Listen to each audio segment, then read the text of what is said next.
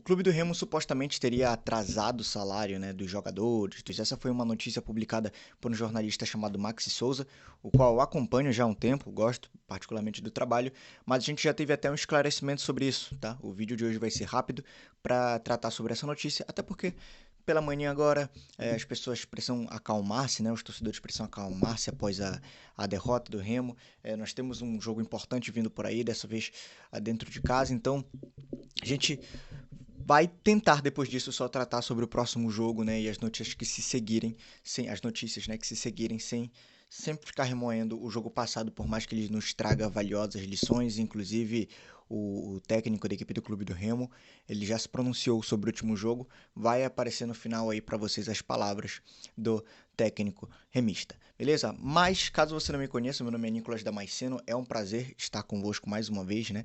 É um prazer tê-lo aqui comigo e reparando com o cabelo bagunçado de manhã, ainda não tive a chance de ajeitá-lo, enfim, mas é isso, tá bom? Vamos lá, a notícia que saiu é a seguinte, e antes de tudo já deixa o teu like e te inscreve, tá?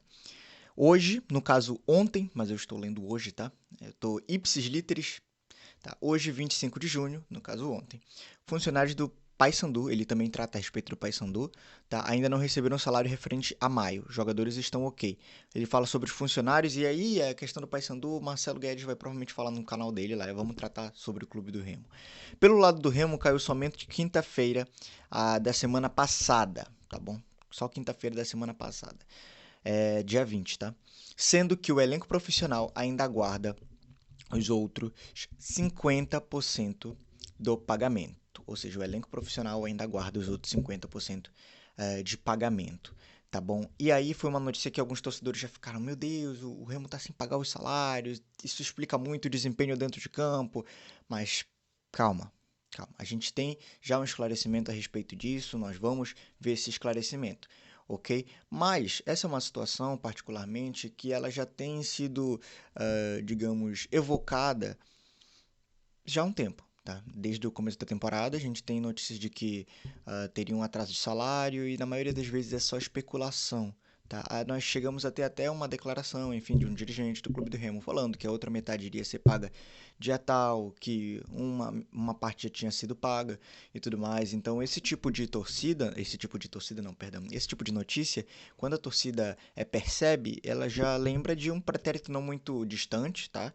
Ainda esse ano, ainda essa temporada, no qual outras notícias a respeito disso saíram. Então, ela dá um crédito à notícia, pensa que realmente o Clube do Remo está a atrasar salários, mas a gente tem que primeiro esperar, né, realmente a postura ali por parte do Clube do Remo, ok? Da instituição, para poder saber, né?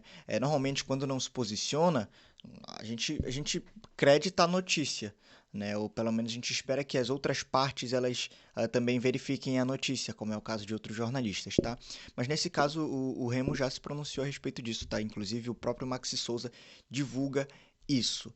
E só lembrando que há um tempo também nós tivemos a questão do Ítalo ser perseguido, digamos assim, né?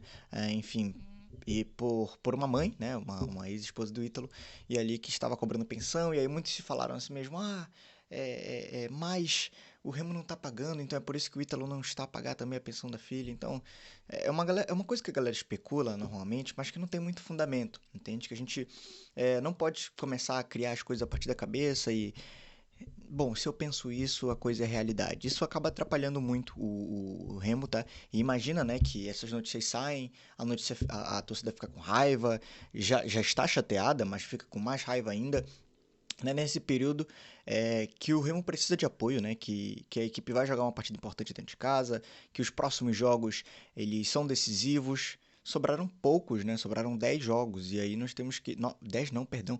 9 jogos. E aí ganhar todos, basicamente, porque atualmente são 10 pontos, tá? A gente precisa de 30 pontos ali, a gente tem que ganhar a maior parte desses jogos, tá? E até esse momento o Remo não conseguiu fazer isso, a gente espera que com o novo treinador, que até se pronunciou já depois do jogo, vai ficar no final, como eu falei para vocês, a gente consiga, enfim, algo nesse sentido, inclusive, quando eu puder estarei lá, enfim, apoiando o Remo no Baenão, no Mangueirão, onde foi também, enfim, fazendo imagens para vocês. E aí, novamente, o Maxi Souza vem, né, falar o seguinte: Boa tarde, galera. Apesar de ter sido procurado por 3 funcionários do clube, o Remo nega o atraso. O Remo negou o atraso. A assessoria de comunicação, Ascom, do Remo, informou o seguinte: a informação não procede. Os funcionários, assim como o elenco, estão todos com os salários pagos. Então, nesse caso, né, se estão com os salários pagos, né, a gente espera que realmente não tenha um boicote, né, por parte dos próprios jogadores. Isso eu tenho dúvidas que... Não tenho dúvidas que não há realmente esse boicote que é especulado por alguns, que eles estariam fazendo corpo mole, que a equipe não estaria dando o seu máximo. Não. E aí a própria assessoria confirma que eles estão com os salários todos em dia, ok? Então essa é a notícia. Foi postada, mas rapidamente, acho que quando o Clube do Remo teve ali o trabalho responsável, muito responsável, porque foi rápido de desmentir essa notícia, tá? De repassar a informação correta, ok? E aí agora eu vou passar também para as palavras do atual técnico do Clube do Remo após o jogo contra o ABC. E aí eu quero que você comente se você concorda, né, com a análise dele. Opa, bati aqui. Se você concorda com a análise dele ou não. Deixa nos comentários. Tchau, tchau.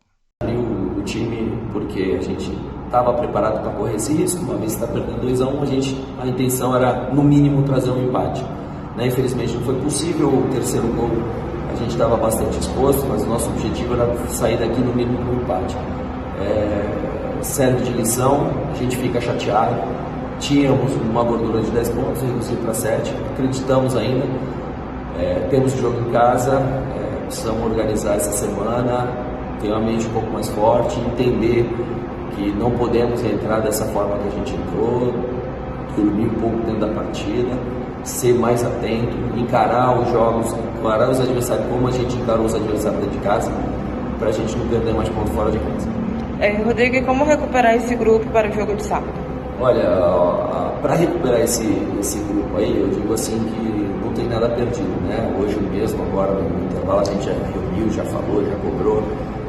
E ter convicção, precisamos manter a convicção. A gente vem de 2 bons jogos contra adversários fortes, não é porque infelizmente a gente perdeu, foi um pouco apático no primeiro tempo, tá tudo perdido, não. Convicção no trabalho, seriedade, mais consciência, ainda mais responsabilidade, porque a gente não pode desperdiçar os pontos da forma que a gente desperdiçou, né? A gente não pode, nos momentos que a gente tomou o gol, a gente ainda estava muito displicente dentro do jogo, imaginando que viraria o jogo, ou ganharia o jogo no momento que quisesse.